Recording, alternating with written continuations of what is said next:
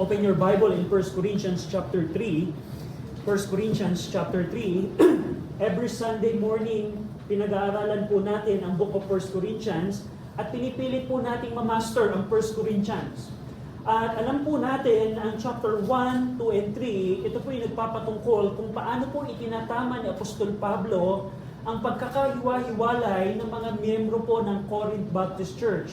And napag-aralan po natin last week na sa verse number 5 of chapter 3, napag-aralan po natin to last week, tinanong ni Pablo ang mga mananampalataya sa Corinth. Sabi niya, sino ba si Pablo? Sino ba si Apollos? Bakit ninyo kami tinitingnan bilang faction leader? Hindi kami faction leader. Sino ba kami? At pinakita sa atin last week ni Paul sa 1 Corinthians chapter 3 na hindi sila faction leader, kundi kami ang mga inatasan lamang ng Diyos. Ako ang nagtanim, si Apollos ang nagdilig, pero ang Diyos ang nagbigay ng kalaguan sa church. Amen. Bakit nyo kami tinatratong faction leader? So yun ang napag-usapan natin last week. Ngayon po, sa ating pag-aaral, kahit meron pong different role si Paul and Apollos, ipapakita po sa atin ni Pablo na bawat minister ng Diyos ay meron pong personal accountability. At yun po ang titingnan po natin. Now, babasahin ko po yung verse 8 to 11 ng chapter 3. Chapter 3, verse, let's see here, 8 to 11, and then sundan po ninyo ako sa inyo pong mga Biblia. 1 Corinthians chapter 3, verse 8, Now he that planted and he that watered are one, and every man shall receive his own reward according to his labor. For we are laborers together with God. Ye are God's husbandry, ye are God's building, according to the grace of God, which is given unto me. As a wise master builder, I have laid the foundation, and another buildeth thereon. But let every man take heed how he buildeth thereupon. For other foundation can no man lay than his slave, which is Jesus Christ. Tayo pong lahat ay mag-pray. Ama namin Diyos, salamat po muli dahil meron po kami ngayong pagkakataong muli na pag-aralan po ang inyong pong salita. We pray na tulungan nawa po kami ng Banal na Espiritu na maunawaan namin ang inyong pong salita kasi alam namin sa aming sariling talino, sa aming sariling kakayanan ay wala po kaming magagawa. Maliban ang Banal na Espiritu po ang magbukas ng aming pong mga isipan, ang Banal na Espiritu ang kumilos sa aming mga puso ay hindi namin malalaman ang inyong pong kalooban. Kaya Ama, patawarin niyo kami sa aming mga kasalanan at tulungan niyo po kami pangunahan. In Jesus' name we pray. Amen. Amen. So, dito po sa verse number 8, ipagpapatuloy po ni Pablo ang kanya pong farming illustration. Kung naalala po ninyo last week, sinabi ni Pablo, ako ang nagtanim at si Apollos ang nagdilig. Yun po ay imagery. Metaphor po yun. Gumagamit po si Pablo ng illustration. Hindi po ito literal. Hindi po farmer si Paul at hindi din po farmer si Apollos. Ginagamit niya itong imagery upang ipakita ang kanilang naging ministry sa church. Sa pagpapatuloy po ng kanyang farming illustration upang i-correct pa rin ang wrong view ng mga taga-Korinto, tandaan natin, ang paningin ng mga taga-Korinto, si Apollos, siya ang aming leader. Si Pablo, siya ang aming leader. Grupo-grupo sila sa church. At sabi ni Pablo sa verse number 8, Now he that planted and he that watered are one. Magkaiba ang aming role ni Apollos, siya ako nagtanim, si Apollos ang nagdilig, pero gusto kong malaman ninyo na iisa lamang kami ni Apollos. Anong ibig sabihin dito ni Paul na iisa lamang sila? Ibig sabihin po nito, they are united in purpose. Hindi sila magkaaway. Bakit ninyo kami pinag-aaway? Bakit ninyo kami tinitingnan na rival leaders? Kami ay iisa lamang. Iisa lamang ang layunin namin. Tinalaga kami ng Diyos. Ako ang nag-church plant ng church sa Corinth. Si Apollos ang nag-disciple sa inyo nung ako'y wala na. Pero gusto kong malaman ninyo na kahit may kaiba ang role namin, iisa lamang kami. Pag sinabi pong R1, ito po yung nagpapakita, meron po itong idea na iisa lamang po ang kanilang layunin. Ang layunin nila ay ang mga tao po sa taga-Korinto ay mawin sa ating Panginoong Kristo at sila po ay maging church member at sila po ay maging disipulo ng ating Panginoong Kristo. So, sabi ni Paul, iisa kami ni Apollos, but tingnan niyo po yung kadugsong ng verse number 8.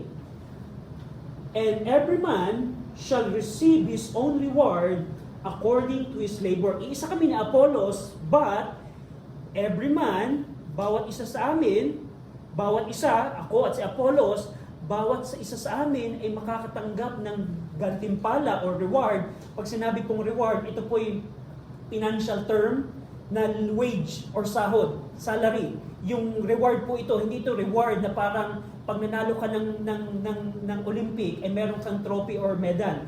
Yung pong reward na tinutukoy ito po yung employment term or financial term, sahod, wage or salary. Sabi ni Paul, kahit iisa kami ni Apollos, bawat isa sa amin ay makakatanggap ng reward or sahod or gantimpala according to his own labor. So gusto kong tingnan natin dito, ipinapakita dito ni Pablo ang personal accountability niya at ni Apollos.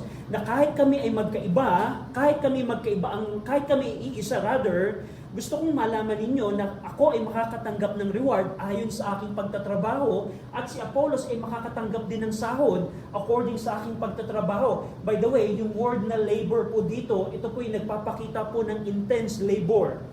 Papakita po ito na may mga trabaho na hindi laborious. Kung ikaw ay nakaupo lang 8 hours a day sa computer, yes, yan ay work, pero hindi yan laborious. Ang laborious po ay yung 8 oras na nagpapala ng semento doon sa construction. Yung laborious po yung 8 hours na nagtatanim ng palay sa tinding initan. So a little bit of word definition, yung pong word na labor po dito, ito po yung wearisome work. Matinding trabaho po ito. At kung titingnan po ninyo, sabi ni Pablo, according to our labor, kami ni Apollos, kami makakatanggap ng reward. So dito, makikita natin yung theology ni Paul ng reward. Tingnan natin po si Peter. Go over in 1 Peter 5:4. I just want you to see na yung theology po ni Paul patungkol sa reward or teaching ni Paul sa reward ay hindi po nagkakaiba sa tinuro po ni Pedro at ni Juan. Tingnan niyo po sa 1 Peter 5:4. Basahin natin ito ng sabay-sabay. 1 Peter chapter 5, verse number 4. Nandiyan na po kayo? Ready? Read. And when the chief shepherd shall appear, ye shall receive a crown of glory that fadeth not away.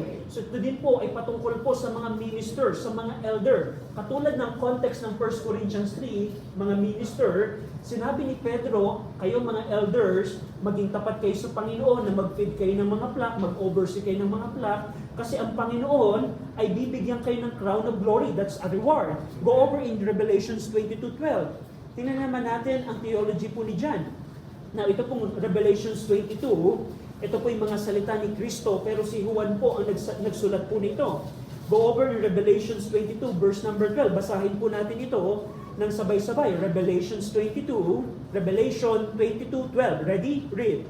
And behold, I come quickly, and my reward is with me, to give every man according as his work shall be. So napansin po ninyo, saan nakabate yung reward ng mga minister o ng mga mananampalataya? Kung paano ang trabaho ng mananampalataya sa Panginoon. So gusto kong tingnan natin, ang scripture po ay nagtuturo, depende sa paglilingkod mo ngayon sa buhay na ito, nakadepende ang future reward mo. So nakakalungkot po, maraming Kristiyano ang wala pong naging paglilingkod po sa Panginoon. At hindi tayo pwedeng umasa, Lord, si kapatid, marami siyang reward, pwede ba akong makakuha kahit isa? Hindi po ganun. Ang reward po ay nakabase sa ating pong paglilingkod. Yun pong sinabi ni Paul sa 1 Corinthians 3. Ang tanong, mga mananampalataya, kumusta ang paglilingkod mo? Kumusta ang paglilingkod mo? Maraming church member, tawag namin ay Zimbabwe. Pero gusto ko pong malaman po ninyo na ang kalooban po ng Diyos sa atin, tayo po iniligtas po ng Diyos upang maglingkod po sa Kanya. Tayo po ay mga alipin ni Jesucristo. At yes, ngayon, mahirap maglingkod, laborious ang paglilingkod. Magpunta ka sa isang lugar, iwin ang mga tao nasa paligid mo ay hindi po madali. Pero I want you to encourage you na ang Panginoon po ay nangako ng reward sa iyong paglilingkod sa Diyos. So we see that in 1 Corinthians chapter 3. So nakita natin, kahit kami ni Apollos ay iisa, gusto kong malaman ninyo, kami ay bibigyan pareho ni Apollos ng reward, depende sa aming paglalabor. Tingnan niyo po sa verse number 9. Verse number 9, chapter 3, verse 9, For we are laborers together with God. So dito po, dineklara po ni Pablo kung ano ang position nila bilang minister. Kami ni Apollos, huwag nyo kaming itratong magkaiba, huwag nyo kaming itratong rival leader, kasi pareho kaming tagapaglingkod ng Diyos. We are laborers together with God. So napansin po ninyo, kami ay mga lingkod lamang ng Diyos. Kami ay mga tagatrabaho lamang ng Diyos.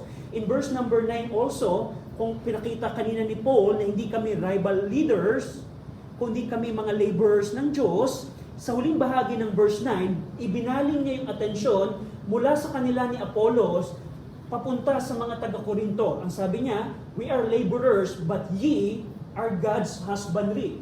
So, yung pong word na husbandry, ang ibig sabihin po niyan ay farmland, cultivated land. So, naalala po ninyo, anong imagery ang ginagamit ni Paul dito? Pagtatanim. Sinabi ni Paul, kami ay tagapaglingkod, kami ang mga magsasaka ng Diyos, pero kayo, church, ang taniman ng Diyos.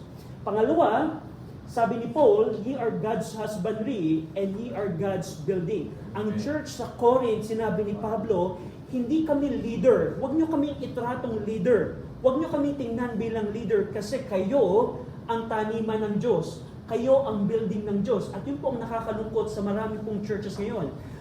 Marami pong churches ngayon, ang paningin ng mga tao ay church ito ni pastor ganito. Church ito ng pastor ganito. Tandaan po ninyo, ito pong church po dito, the assembly that we have here, hindi ko po ito pagmamay-ari. Hindi po ito pagmamay-ari ni Brother Bill. And hindi din po ito pagmamay-ari ng sino man po sa atin. Ito po ay taniman po ng Diyos. Amen. Now, kung ito ay taniman ng Diyos, pwede bang yung aking role, ang aking gawin sa hindi ko taniman? Yan pong nakakalungkot po. Marami pong churches ngayon na seemingly inaangkin na ng minister yung gawain niya. But I want you to know, this is not our work. This is God's husbandry. Amen. This is God's building. And so on and so forth. Yun ang pinakita po dito ni Paul. Ye are God's building. So, kung kanina, cultivated farming ang kanyang illustration, babaling yung attention ni Paul, o babaling yung illustration niya sa another metaphor, sa architectural. So, hindi lang pala magaling si Paul sa farming, magaling din siya sa engineering. So, ibabaling niya yung metaphor niya. Pero tandaan ninyo, church building ang tinutukoy ni Paul dito. Gumagamit lang siya ng metaphor. Mula sa farming, ibabaling niya yung kanyang discussion sa building. Now, tingnan po ninyo sa verse number 10. Go over in 1 Corinthians 3, verse number 10. According to the grace of God, which is given unto me as a wise master builder. So dito po, i-explain ni Paul kung ano yung binanggit niya kanina na planting and watering. Illustration ng farming, ako ang nagtanim, si Apollos ang nagdilig. In analogy or in parallel, sinabi ni Paul, ako ang naglaid ng foundation, I have laid the foundation, and another built thereon.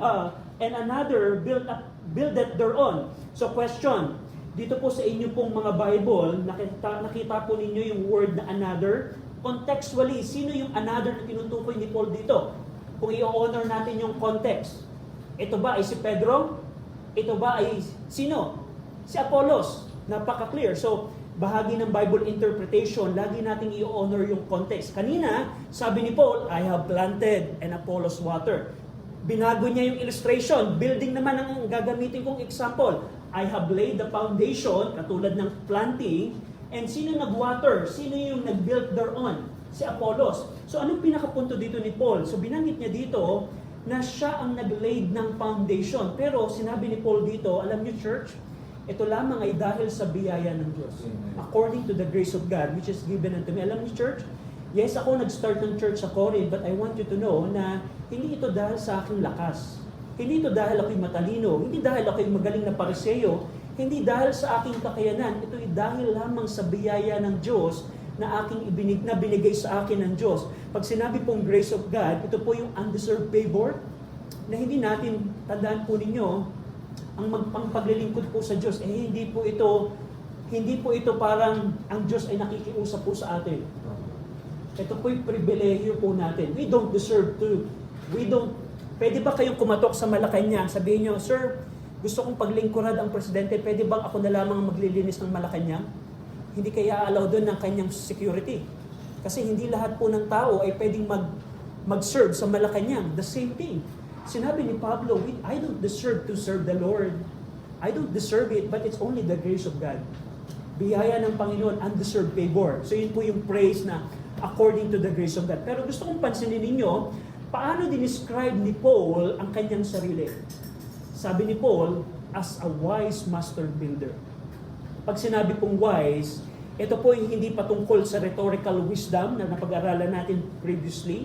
Hindi ito yung wisdom na tinutukoy ng mga Griego.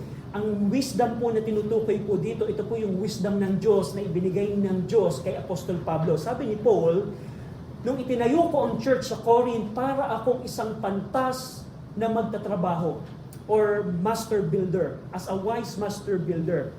Kasi sabi ni Paul, I have laid the foundation. Let me tell this, alam niyo po ba, ang pagtatayo po ng church, ito po hindi basta-basta lamang na gawain.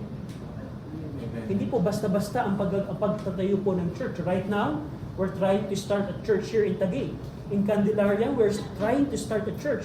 And ang pagtatayo po ng church, hindi po ito parang, ay dahil wala akong ginagawa sa buhay, mag-church plant na lang ako. No.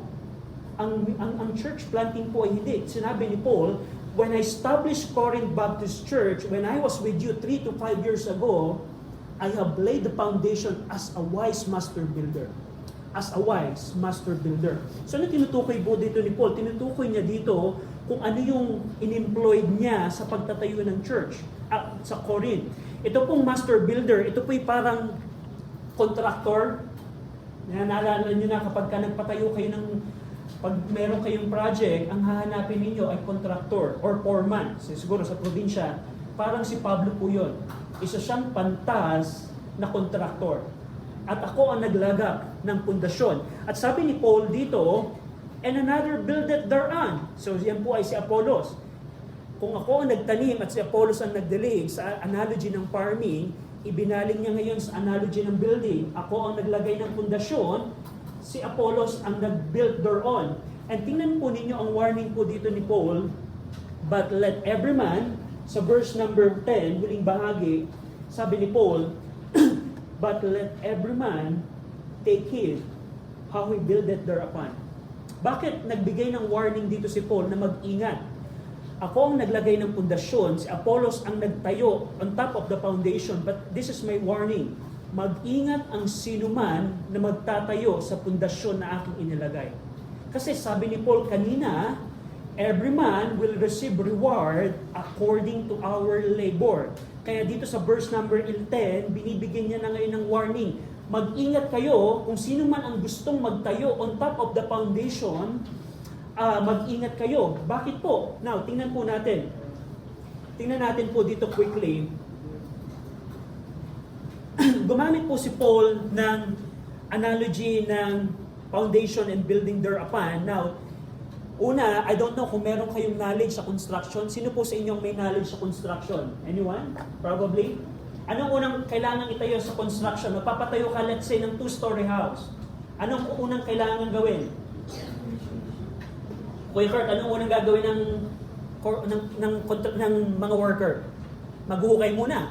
Ilang butas, di ba? Foundation. So, alam natin, ilang butas. And then, footing, and then column, beam, lateral beam, and so on and so forth. Pero, ito pong construction na nasa isip ni Paul, ibabalik natin ang ating isipan sa Roman architecture.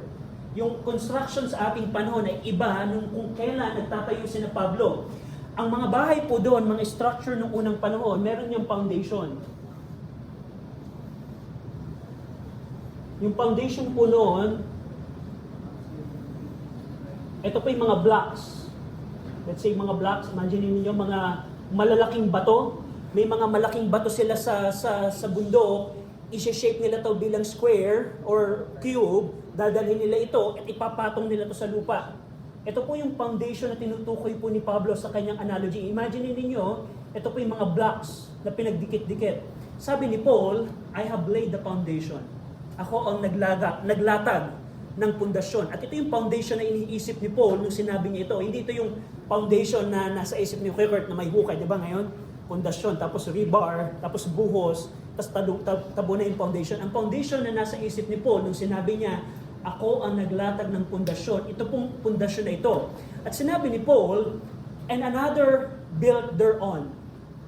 Merong nagtayo on top of the foundation. Sino yun? Probably, may mga columns na tinayo na dito. Let's say columns. Let me try to use color blue. Probably, si Apollos ang nagtayo ng mga columns, and then mga pillars, and so on and so forth. I hope na napipicture po ninyo kung ano yung analogy na tinutukoy po dito ni Paul. Pero binabanggit dito ni Paul, I have laid the foundation and another built thereon, but this is my warning, church. But let every man take heed how he buildeth thereon. Ito pong, sa grammar po ng original Greek, pag tinignan po ninyo, ito po yung nasa imperative. Yung pong take heed, ito po yung imperative. Nag-uutos si Pablo.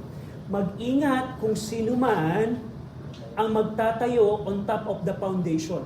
Na unang tandaan po natin ang context po ng chapter 3, ito po ay planting ng church.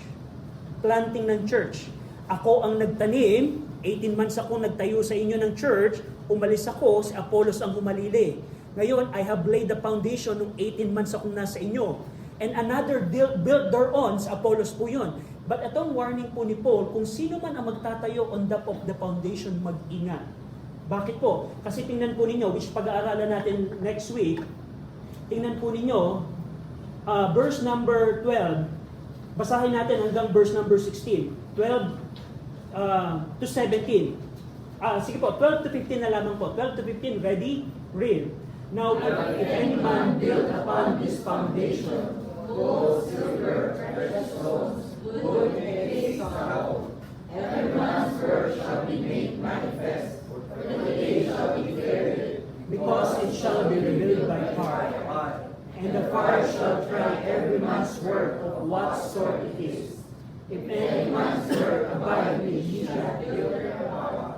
He shall receive a reward.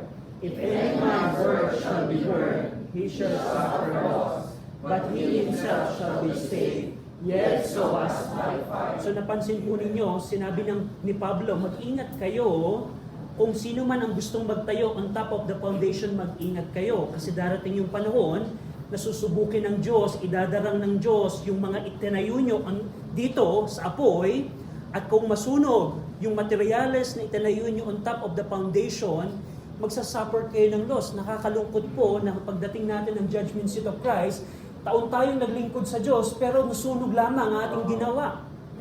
Pangalawa, makita po natin, pinakita dito ni Paul kung na yung kanyang previous na binanggit, every man shall receive a reward according to our labor.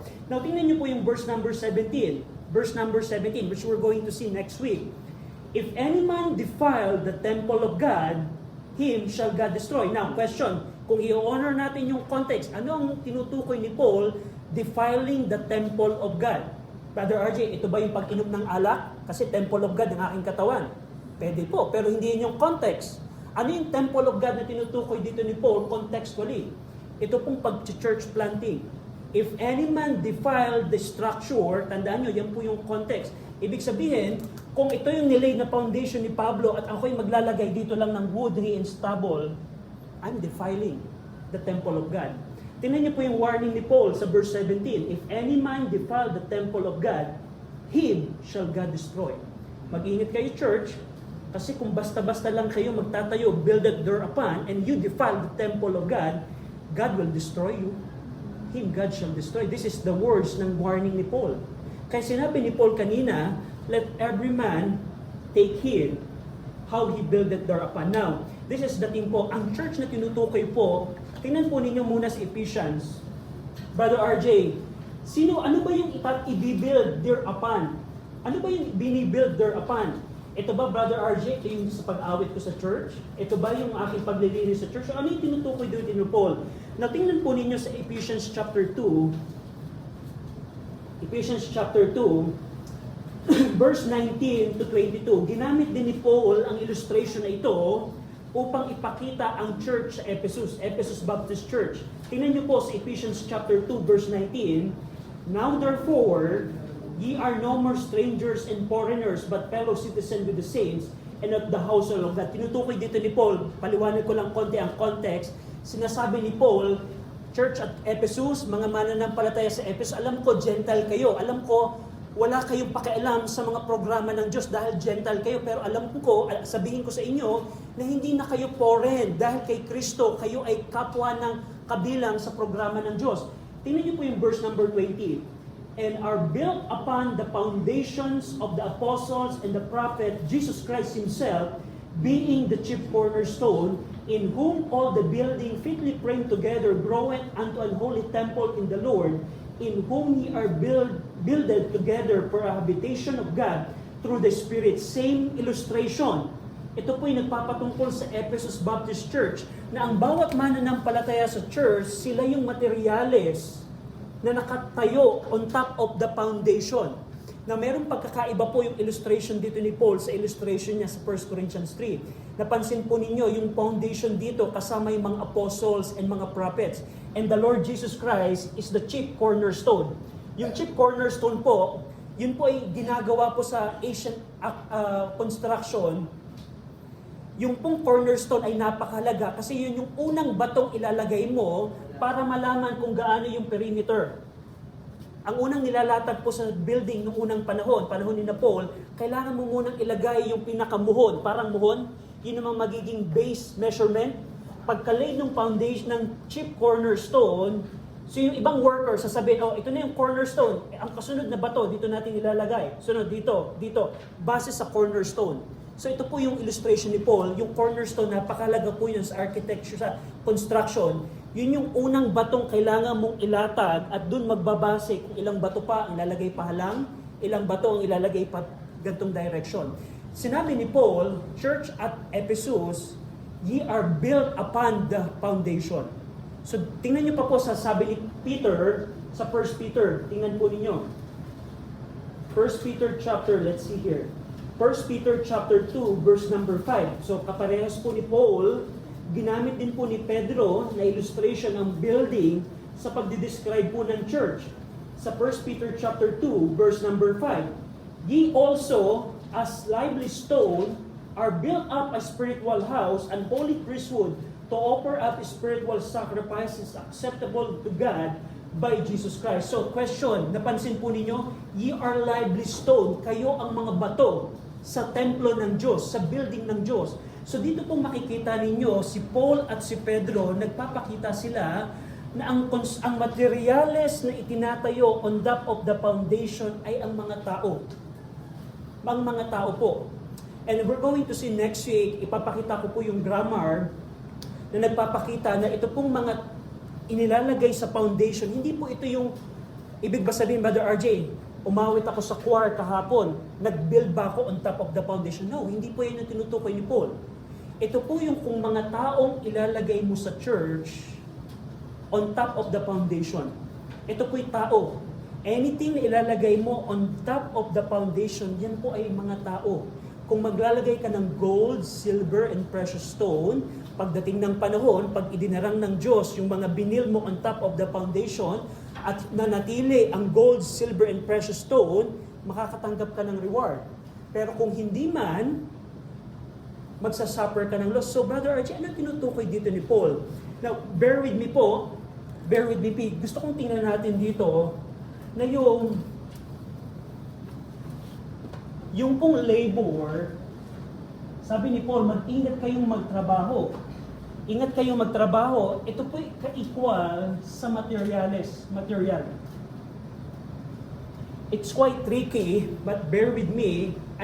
We're trying to see this. Kasi ang dami pong misconception sa chapter 3 ng 1 Corinthians. Ito po yung nagpapatungkol sa church building.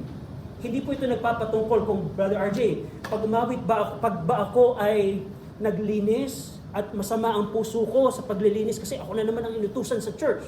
Ako na naman ang gumawa nito. Hindi po ito yung context ng chapter 3. Ito po ay sa pag-church plant. Ako ang nagtanim, si Apollos ang nagpatuloy, pareho kami nag-church plant sa Corinth. I want you to see na mag-ingat. Kasi yung kung paano tayo nagtrabaho, nakadepende doon kung ano yung materyales na ilalagay natin on top of the foundation. Bigyan ko po kayo ng halimbawa.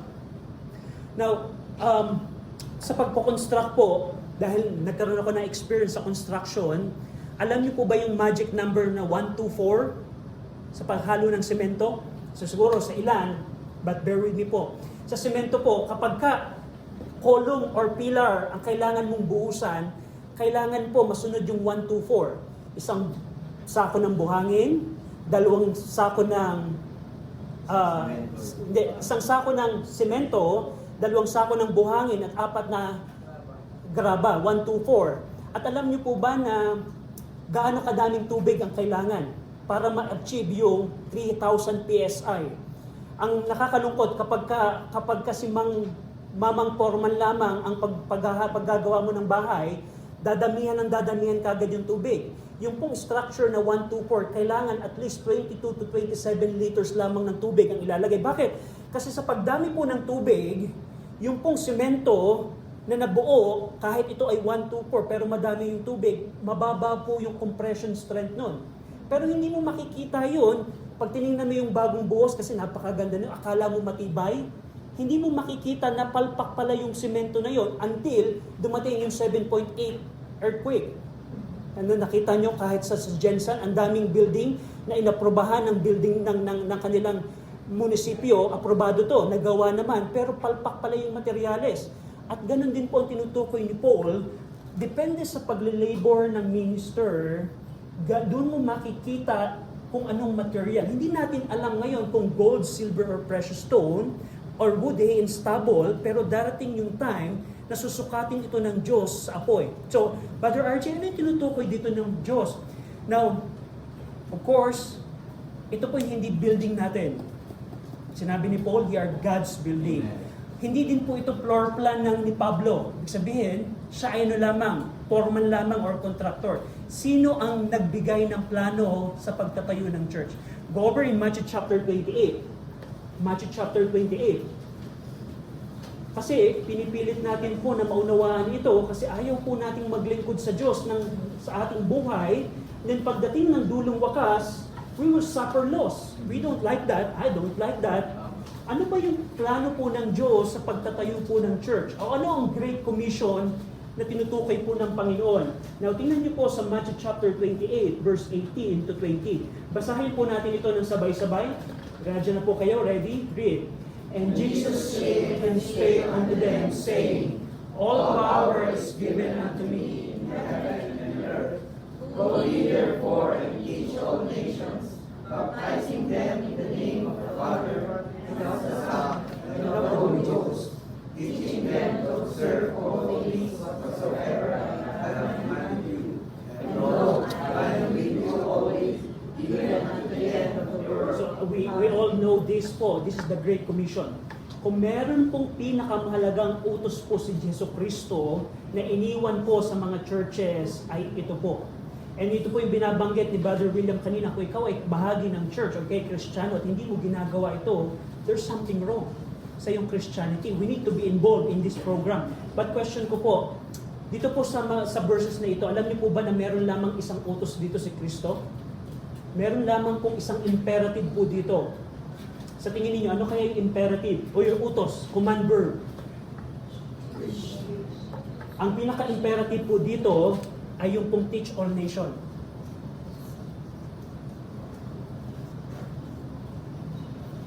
Teach all nations.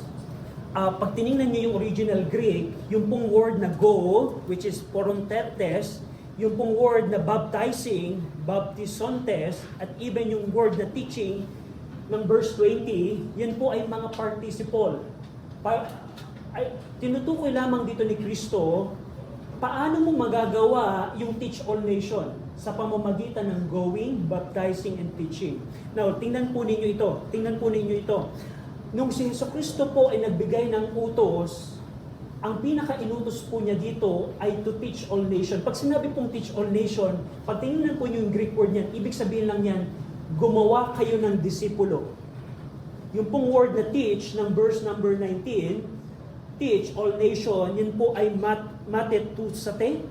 Yan po ang ibig sabihin po niyan ay gumawa kayo ng disipulo. gumawa kayo ng disipulo. Question, bilang mananampalataya, are you involved in making disciple? Making disciple. Making disciple. Tanong, Panginoon, paano namin gagawin? Paano namin magagawa yung teaching all nation? Paggawa ng disipulo. Gantong gagawin mo, kailangan mong mag-go. Na kung ikaw ay Kristiyano at hindi ka pupunta sa kamag-anak mo, sa kaibigan mo, upang ibahagi ang ebanghelyo, hindi ka makakagawa ng disipulo. Yun po yung essence ng participle na go. Pangalawa, hindi po natatapos ang paggawa ng disipulo sa pag-go. Kailangan natin silang i-lead sa baptism, baptizing. Napansin po ninyo, yung pong word na baptizing, yun po ay participle din, katulad ng go. Ibig sabihin, para magawa mo yung teach all nation, kailangan mong mag-go at kailangan mo silang i-baptize. Pangatlo, yung pinakahuli, yung pong teach. Ito pong tatlong ito, pag chinek niyo po yung grammar, mga participle po ito. A little bit of grammar, pero ang pinaka sinasabi lang dito ni Jesucristo, ito yung utos ko, teach all nation, gumawa kayo ng mga disipulo sa pamamagitan ng tatlong action words na ito. Go, baptizing, and teach. At ito pong nakakalungkot. Marami pong churches ngayon, marami pong mga mananampalataya ngayon, nagagawa nila ang go and baptizing, pero yung teach hindi po nagagawa. Yung pong teach ng verse 20, ang ibig sabihin po niyan ay indoctrinate. Indoctrination. Teaching them to observe all things whatsoever I have commanded you. Hindi lamang ninyo, hindi ka lamang kayo mag-go, hindi ninyo lang sila ibabaptize. Sabi ni Jesus Christ sa church at Galilee, kailangan nyo silang indoctrinate sa lahat ng i-indoctrinate nyo sila, i-teach nyo sila upang maingatan nila ang lahat ng inutos ni Jesus Christ. Now, tanong, are we doing this? Yan something na, and by the way, gusto kong tingnan ninyo, saan konteksto natin matuturuan ng isang tao ng lahat ng inutos ni Jesus Christ? By the way, pag sinabi pong lahat ng inutos ni Jesus Christ, this is what the Lord Jesus Christ said. From Genesis to Revelation. Continual po ito. At ito pong word na teach, yung verse 20, yan po ay nagagawa lamang sa context ng local church. Yan po ay nagagawa lamang sa context ng local church sa paglalagay mo sa tao on top of the foundation. And by the way, a little bit ng hindi po ang preaching natin sa Matthew 28, para gusto kong pansinin ninyo, we need to teach them to observe. Ano yung Brother RJ yung to observe? Ito ba Brother RJ ay sa buhay niya ay magawa yung mga inutos ng Diyos? No. Yung pong word na observe, yun po ito preserve. Tuturuan natin, hindi lang tayo mag-go, magbabaptize, kailangan tuturuan ninyo ang mga tao na maingatan nila to keep, to preserve ang lahat ng inutos ni Jesus Christ. Paano natin magagawa yun? Do you have any idea? To keep, to preserve the Word of God. Basically, to preserve everything that Christ commanded.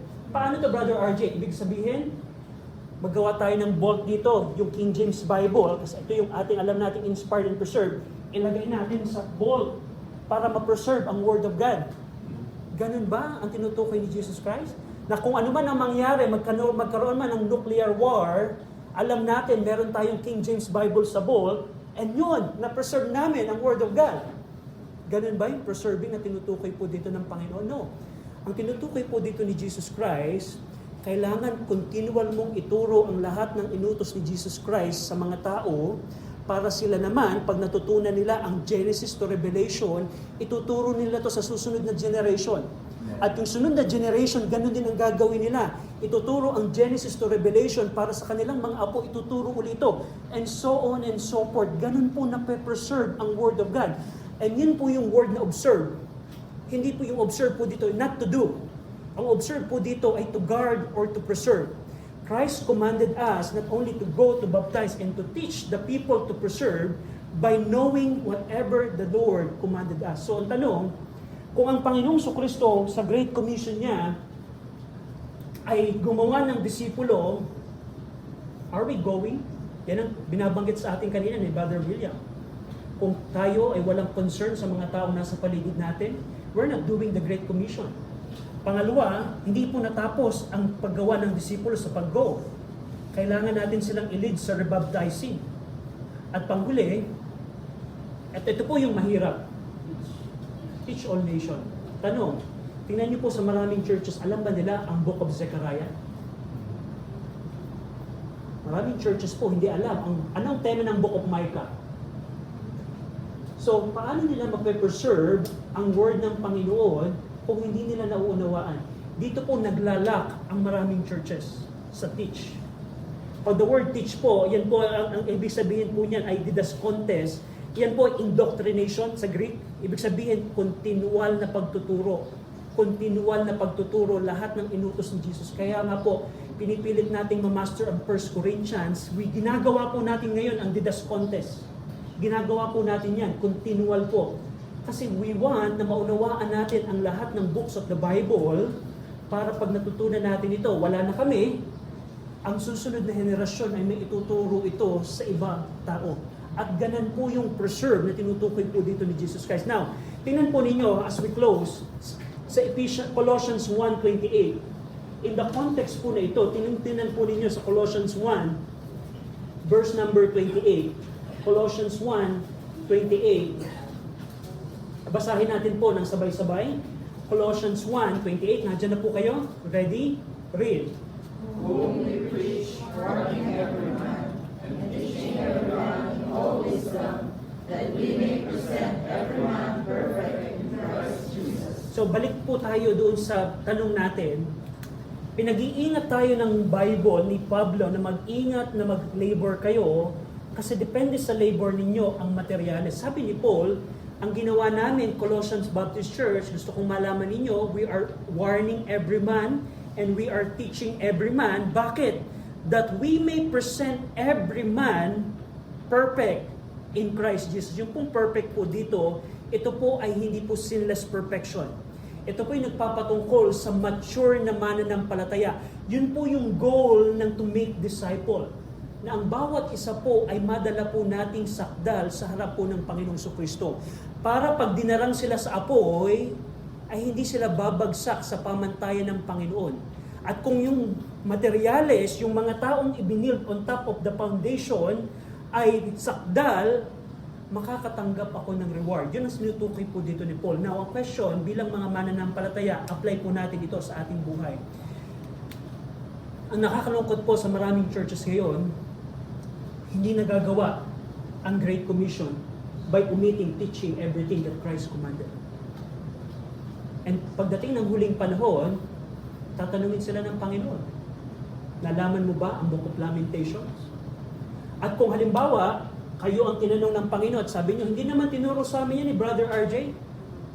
Ako ang makakatanggap ng loss. Think about that. Pag yung mga church member, tinanong, bakit hindi ka naging maayos na tatay? Bakit hindi mo napalaki ng maayos yung iyong mga anak? Eh hindi naman tinuturo sa church. Paano maging godly husband? Ako ang makakaranas ng loss. Naunawaan po ninyo? Kaya nga, depende sa minister kung paano nag-build their up. Sinabi ni Paul, mag-ingat kayo. Ang nakakalungkot sa maraming church member na hindi naman talaga tunay na saved, walang ebidensya ng kaligtasan, they were baptized into the church. Ay isusukatin ng Panginoon, dulong wakas. May maraming church member ngayon, dahil ang programa nila ay dumami lamang, parami ng parami, pwede po ang church ay maging malaki, pero yun ay puno ng wood, hay, and stubble. Pwede po ang church ay maliit lamang na tiny structure, pero gold, silver, and precious stone po yan. Wala pong pakialam ang Diyos sa laki. At pag tinignan ninyo, Brother RJ, bakit ang church sa Jerusalem, ang laki nila? Di ba? Ang church sa Jerusalem, 120, tapos naging 3,000, naging 5,000, naging multitude sila. Tingnan niyo po, basahin niyo po ang Book of Acts. Dumating sila na tinirim down ng Diyos ang church member na natira lamang yung mga apostol. From multitude, sabi ni Luke, I think if I'm not mistaken, Acts chapter 9, ipinaranas ng Diyos ang matinding persecution na natrim down sila sa 11 na lamang, 12 na lamang na apostol. And ito po yung gusto kong makita natin bilang mga mananampalataya.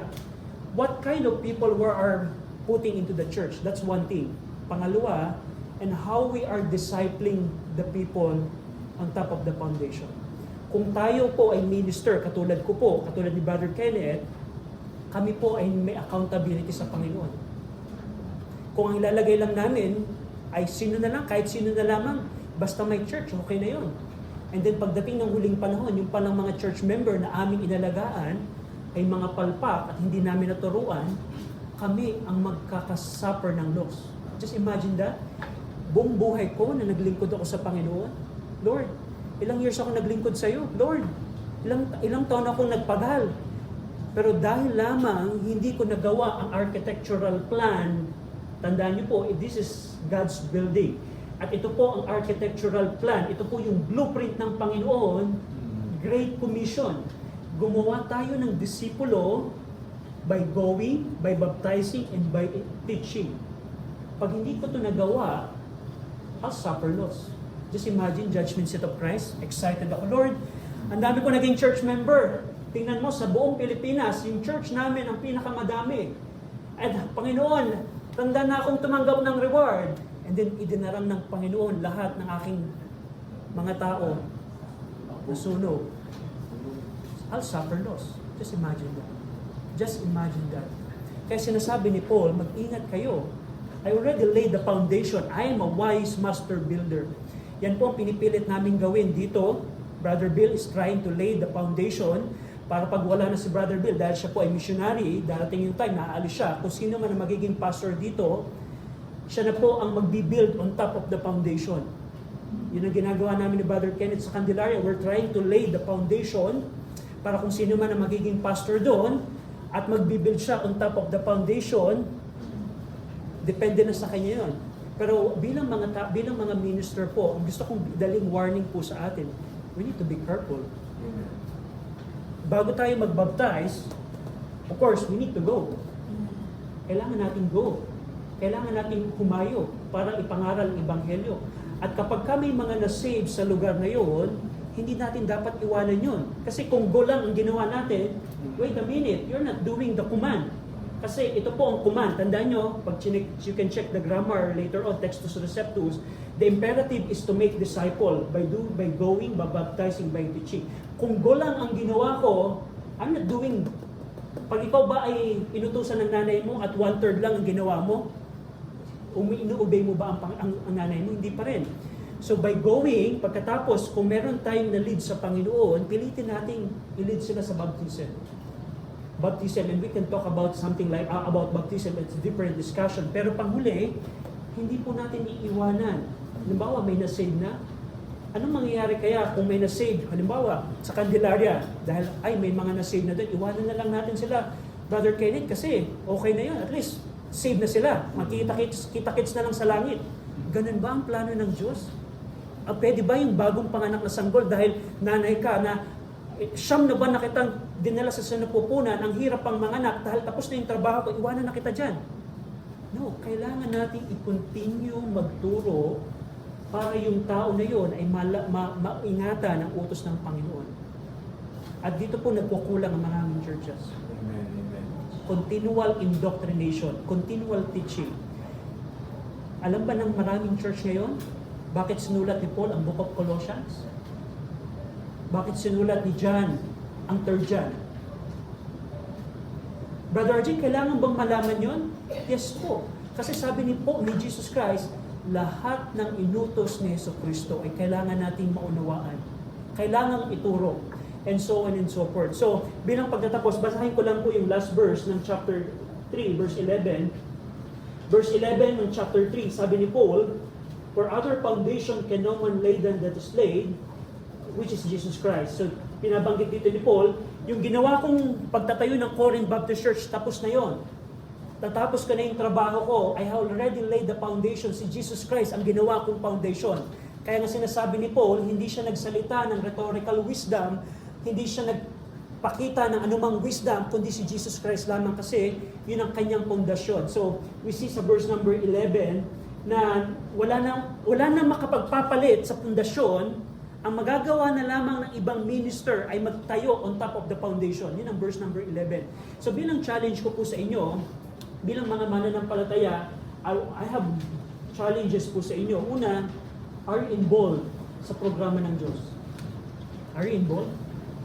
Question. Meron ka bang burden sa kaluluwa ng tao? Kasi kung hindi, you're failing sa plano ng Diyos. Pangalawa, kung ikaw ay minister, mag-ingat po tayo on how we handle people. Hindi po ang pagtatayo ng church ay para lamang i-entertain ang mga tao. Hindi po ang goal ng church. By the way, the reason we have a gathering here, pinipilit po namin, kami ni Brother Bill, Brother Kenneth, at ni Brother William, gawin po ito. Ito po ang ginagawa po natin every time na tayo po ay nagtitipon sa Sunday school, Sunday morning, Sunday afternoon, at saka sa Sunday, Wednesday night. Ito po ang ginagawa natin. We're trying to teach everything that Christ have commanded.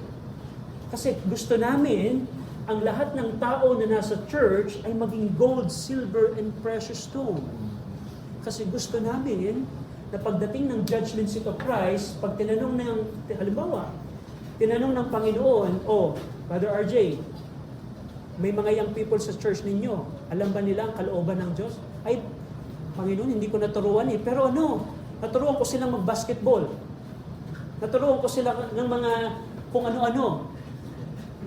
Bagsak ako sa Panginoon. Pag dinarang ng Panginoon ang mga taong ito at nasunog, yung pong pagkasunog, it's not about salvation. Kasi tandaan nyo, hindi soteriology ang tinutukoy dito. It's about reward and so on and so forth. So, bilang mga minister, this is a warning. Warning para sa amin. Warning po ito sa akin. I take this chapter 3 as a warning to me. I need to be careful in handling people. And I need to be careful in teaching everything that Christ has commanded. Kasi gusto ko, pagdating ng judgment seat of Christ, hindi masunog. Lord, I have done my part. Ito, may mga young people sa church na nalaman nila ang kalooban ng Diyos. Lord, alam nila ang Book of Lamentation, Lord. And so on and so forth. At sa atin, sa ibang minister, maging warning to sa atin. Na ang church po ay hindi lamang ito palakihin. Ito po nakakalungkot. Ang churches ngayon po ay puro palakihan. Puro palakihan po. Pero tulad ng nabanggit ko po, pwedeng ang church po ay maging malaki. Pero gawa lang ito sa wood, hay, and stubble. Ayaw po natin yun. Ang gusto po natin ay isang church na puro gold, silver, and precious stone. Yun po yung mga mananampalatayang disipulo ni Kristo. Sila po yung mga nanay na godly, na kaya nilang turuan yung mga anak nila na may takot sa iyo. Yun po yung mga materyales na mga tatay na godly, na responsibilidad, na ginagabayan ang mga anak sa layunin ng Diyos. Yun po yung mga young people na pinipilit, na gusto na pilitin ang kalooban ng Diyos sa kanilang buhay, and so on and so forth. Yun po yung mga gold, silver, and precious stone. And I hope na makita po natin ito. Next week po, pag-aaralan natin yung pong mga material, we're going to continue it, and we'll see na yung pong installment po nito. Tayo pong lahat ay mag-pray. Ama namin Diyos,